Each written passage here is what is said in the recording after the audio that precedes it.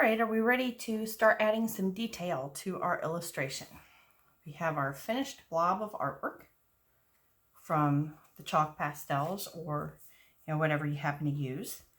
And for this case, I am using chalk pastels. Different colored pencil works differently on watercolors or something else like that. So what you're going to need today is your illustration and a piece of the same scrap paper that you used for the drawing. I have my collection of colored pencils. Like I said, I use Prismacolor. I'm not telling you you have to. They are my preference. I have a couple of pencil sharpeners because the lead is so soft on these that they break quite easily. And I have a little container for shavings that I just keep with my stuff. That way I don't have to get up and go in and redo things and stand over the trash can. So what you want to do is you want to find colors that might closely match or stand out against your background, depending on what you're looking for. Now I am looking for something, and this is going to be the wrong color. Let me go ahead and tip this down so that you can watch what I'm doing.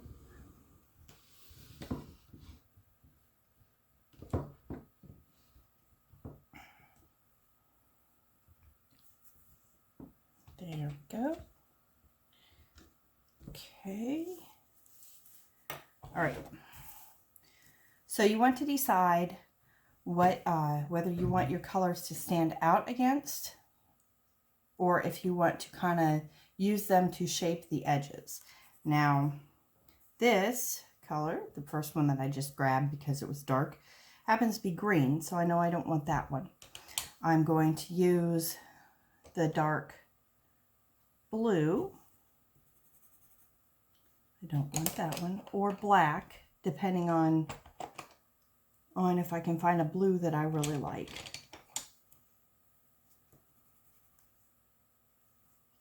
To accent the edges of my ghost.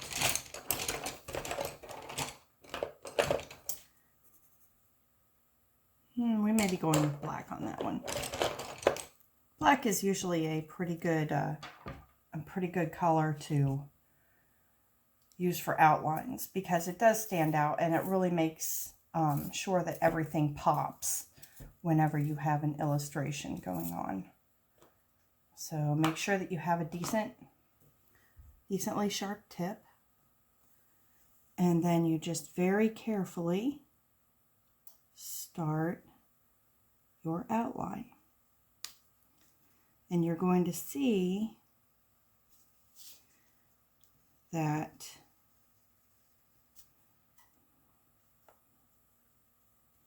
this will straighten out a lot of the problems that you think you have with the initial blocked in colors. It's going to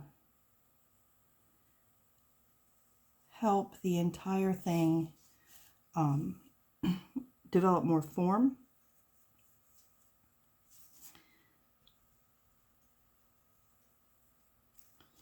And stand out a little bit better. Now, as you can see, one line does not always create what you are looking for. So then you just go back and you thicken your line.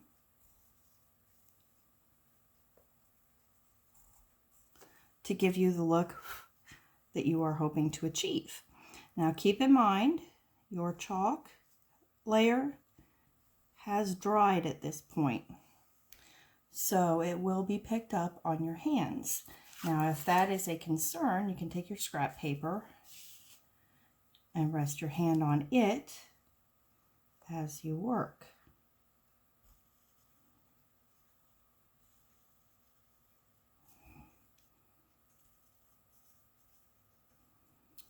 just like that.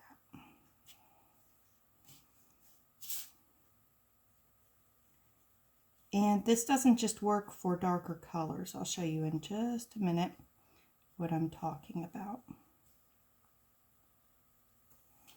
And you can always go in after this and sort of touch up around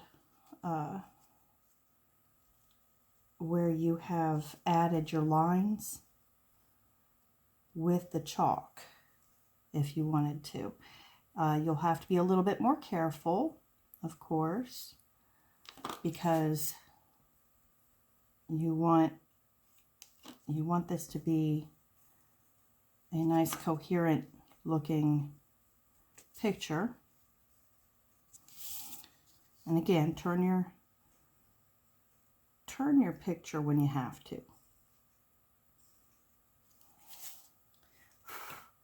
Okay, so there is the first line around my ghost, and you can tell that he's already standing out a whole lot better.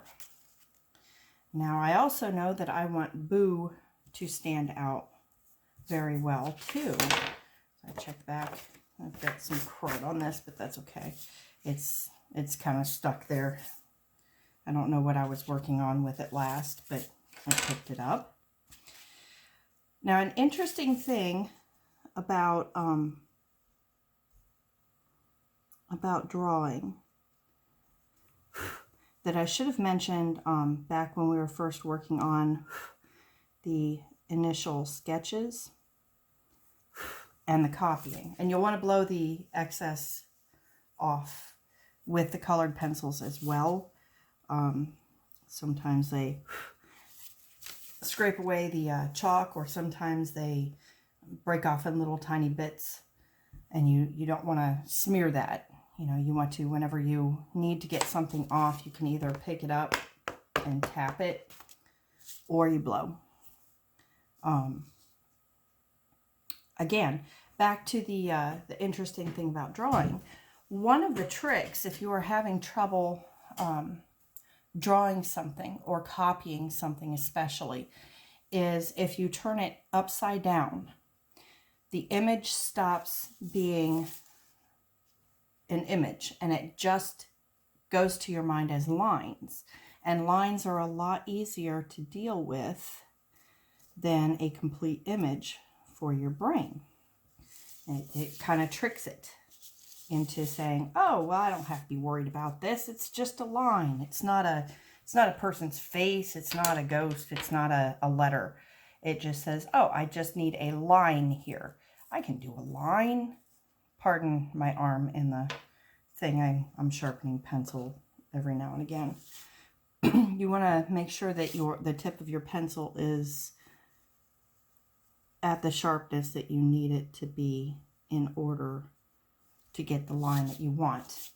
And you want to press decently because you want a nice solid line, but you don't want to press so hard that you break your lead. I know that sounds simplistic, but it does really make a difference. So I know I need to sharpen up these little O's.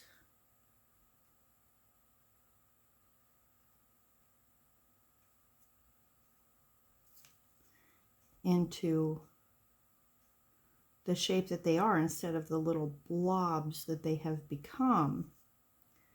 And the colored pencils, or I have also used fine tip Sharpie markers in order to achieve this. That really, really helps. Now with his eyes,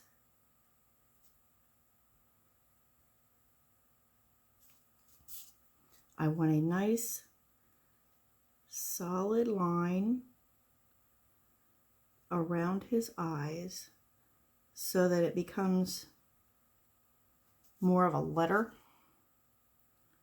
And I may end up, I'm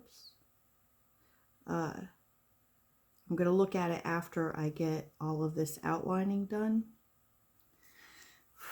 I may end up going ahead and filling in the center so that that O becomes more of an O, and he has dark pupils in his eyes. I have not decided yet. I want to look at it once I get these outlines finished.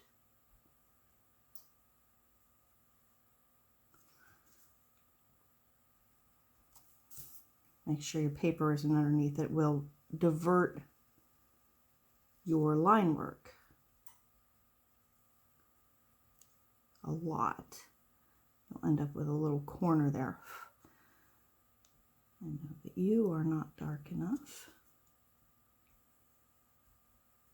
I have learned also my ability to draw a straight line is pretty much non-existent, which is amazing, really. I mean, you would think that I would be able to handle some sort of straight line work, but no, I cannot. So just be as careful as you can. If you need to use a ruler, do so. Don't ever look down on using a tool. My commercial art teacher back in high school, who was one of the best teachers that I have ever had, I actually had he and his wife. His wife was my English teacher, and I learned more from the two of them, not only about art and English, but about how to proceed with a project, than, you know, or even life skills. Commercial art was just filled with life skills. All right, so there's what we have so far, and I want to look at him, and I really do think that adding a dark center here in order to make this appear not only as my ghost's eyes, but as the letter O. I think that dark center is going to really help.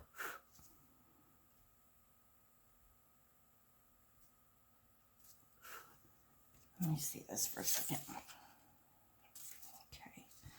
Sometimes you have to turn it around. See if you're on the right track. Look at it from different angles. Most things in life are like that. If you look at them from different angles, they appear differently.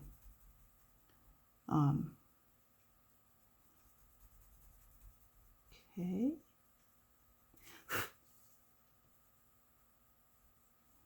So now we have this ghost who has become part of our title. And it looks a lot different already than just having the paint down. So I am still sort of looking for a color to kind of bring that blue out, and it is being elusive. Your colors are not always going to work as well because you're dealing with different brands of things. You're dealing with a different palette. And what's this one? Oh, there we go. See, I have a close enough match, if you can see that little thing there, to be able to just sort of feather in a little bit of this blue in order to straighten out the background right around the elements that I'm working with. It does not have to be absolutely perfect, but unless you are looking for it to stand out, you want it to be as close of a match as you can. We'll get on to the lighter colors in just a second. Okay, I'm gonna stop with that one for right now because I can Well, I can straighten that out as we go. I also need to find a nice white, a nice gray to add some details to my little ghostie. And I need to add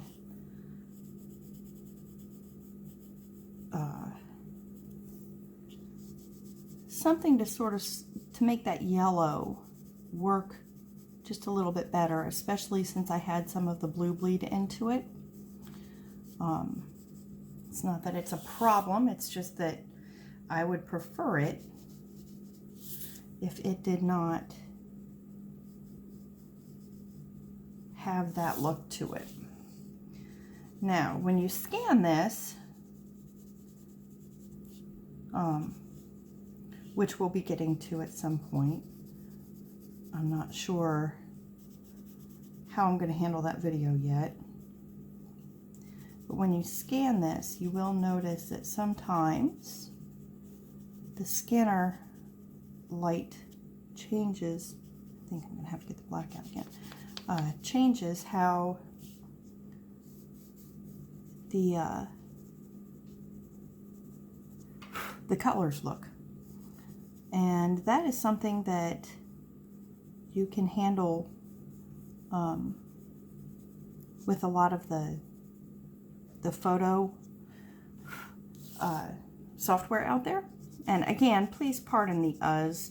My brain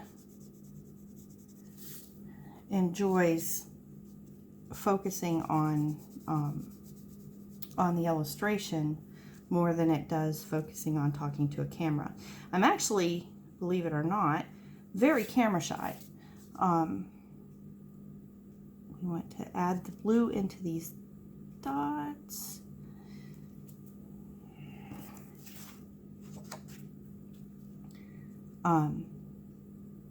So this whole video thing is a big stretch for my comfort level, and that is something that is always good to do, provided it's a positive positive new area. You don't want to stretch into something that is not good for you. But this video thing and showing you my process is actually very, very good for me, and hopefully good for you. Okay, so, whoops, let's get you a little bit better here, because you're going to stand out badly. And it doesn't have to be, you're just kind of adding this extra layer. That's the other thing I do. I don't finish sentences. I hear about that one a lot. You can also add a little bit in other places if you need to, just to darken in what you've got going. Again, make sure that you are using a color that blends if you're looking to do this type of thing. You could always add other colors, but we're just trying to blend right now. Add a little layer to sort out the blotchy patches. There we go. What do you think of him? Okay, so I want, let's fix this yellow first. So we start looking at our yellows. Do we want a nice bright yellow? Do we want a darker yellow? What are our options? I think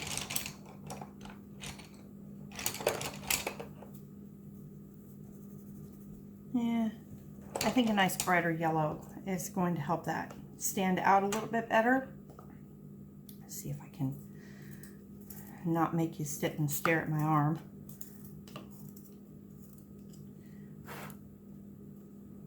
When you sharpen these pencils, sometimes the lead will break inside your pencil sharpener, and then it helps to have a little piece of paper or a pin or something like that so that you can not cut yourself while trying to get it out. Like I said, they're very soft lead, which allows you to get more pigment onto the page. Okay, and I can see that this blue is going to be difficult to cover.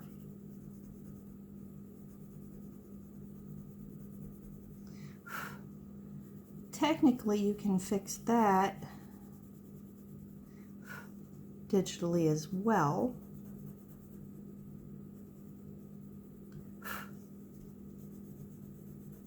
If you need to for the scan. Darker colors tend to, show through. Just think about everything else that you got going on.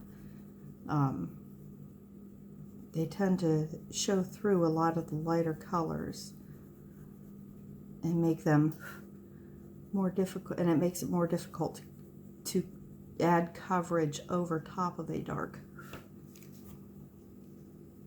But this yellow actually, and I'm not sure if you can see it where you are, but this yellow is actually really brightening up the chalk layer of yellow and making it a little bit more bold so that it stands out more.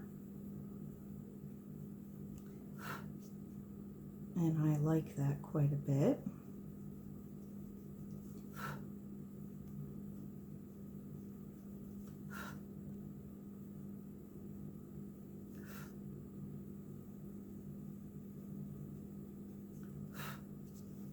Okay. Let's see if this helps any.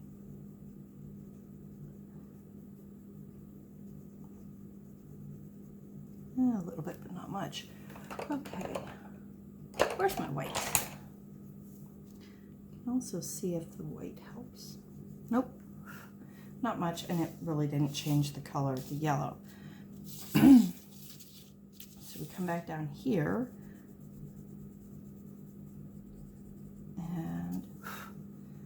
And it helps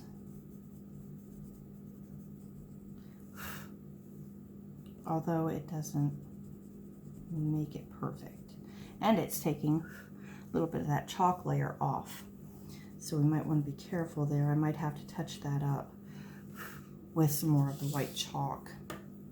Now I want a nice light gray.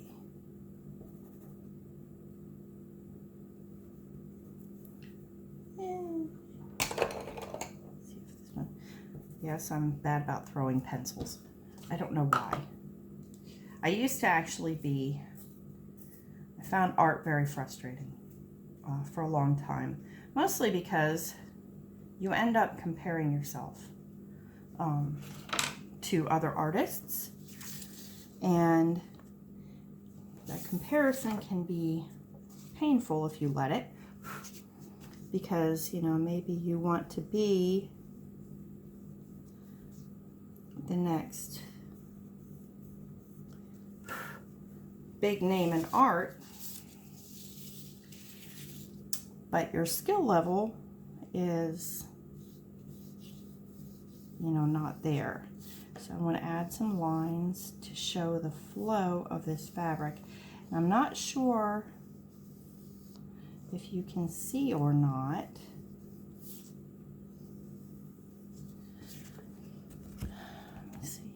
Okay, see how I have these tiny little ripples in here of blue?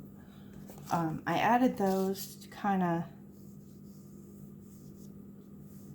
give me shadows into this ghosty costume. And this really light gray will hopefully accentuate those shadows. I can also get some light blue in there too, if I want.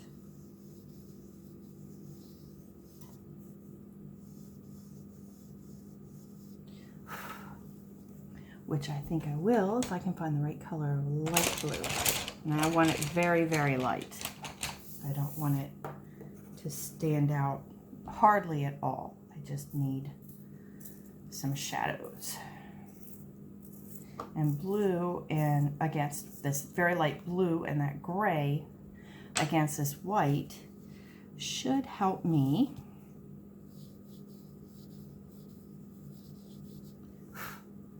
show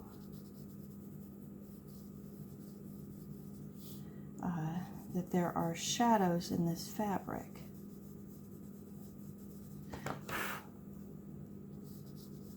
From where it is folded. Because if you look at fabric when it's lying there, you notice the texture mostly because of the light and shadow. Now you don't have to do this. You could keep it very, very blocky looking, and that would be perfectly fine too. It does not need to have details like this. It could be more of a monochromatic type of thing. We have a hubby coming in the other door, so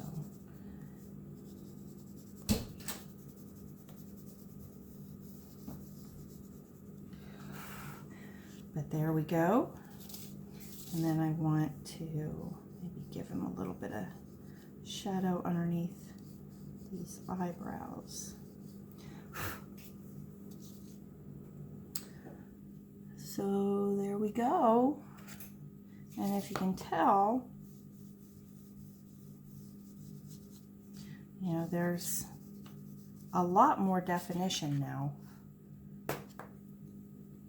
that we have been playing with the colored pencils than there was before. That blue on that yellow is just driving me crazy, but you will have that. You will. So I'll probably go back over that and try to work on it a little bit more.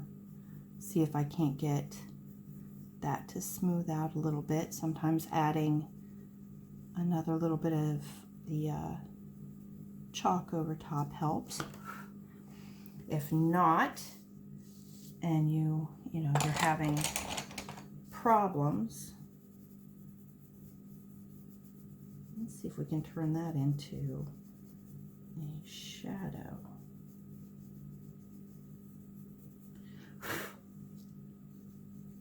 It might be an idea. I don't know if you ever watched Bob Ross when he was alive and doing all of the painting things on TV. But he was all for happy accidents. And sometimes you end up with some very happy accidents while you are working a picture. Things that you did not anticipate happening. Not so on that blue, but that's okay. We'll sort that out. If it becomes very, very bad and really drives you nuts, you can always start over. Just because these videos have taken many, many days to upload, that does not by any means tell you how long it takes typically for me to do one. A lot of the wait time has been giving my phone a chance to upload instead of using it to record new video. You can see it kind of breaking off some of the layers of chalk there. So let's see if we can't just kind of cover this with a little bit of chalk. Now that other layer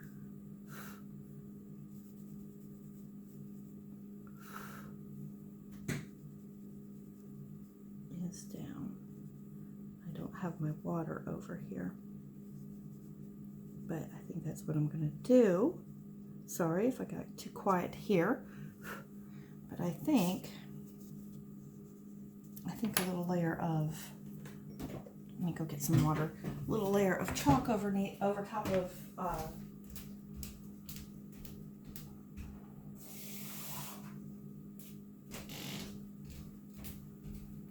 over top of that colored pencil should actually work out very well. And that brush should do.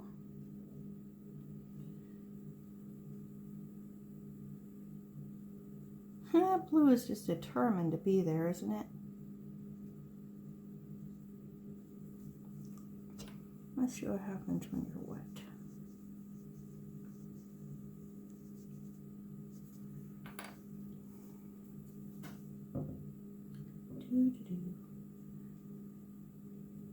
I am also used to working with background noise.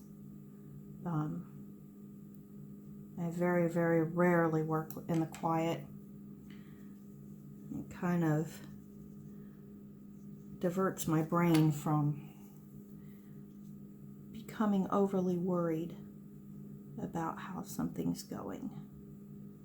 Okay, we are going to see how that dries, because it might not dry how it looks right now.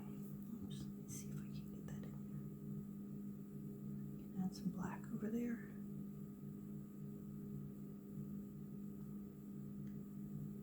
And if I can't get this fixed,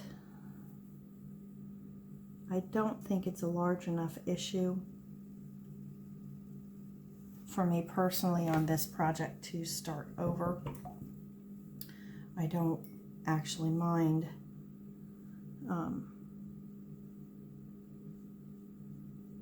having a few little things that are not perfect. Like I said, perfect can be boring if you are not careful. So that's what we have after we add detail. And that will be for both my cover and for my title page. Since I have decided to add the text on digitally, what I'll do is wait for this to dry completely, and then I will scan it and into my computer, and I will upload it to a page where I've been using Canva lately. I like Canva, but there are a lot of other programs you can actually do it just in Word as well. You upload it to there and you add your text. Canva's nice because I can download it in a JPEG, which is easier to work with for adding it to my book, and everything should be fine. So that is the end of adding color to your illustrations. Like I said, I have a couple of small areas that I might continue to work, but I'm sure that you get the idea all the way around about you know, what you're up against here. And I'm sure that it is absolutely nothing that is beyond your scope. So I hope that you take the time to create a picture. Enjoy the process, have fun with it, and that will be the last video in this little series, and we'll see what I come up with next. I hope you enjoy it. Have a great weekend. Bye.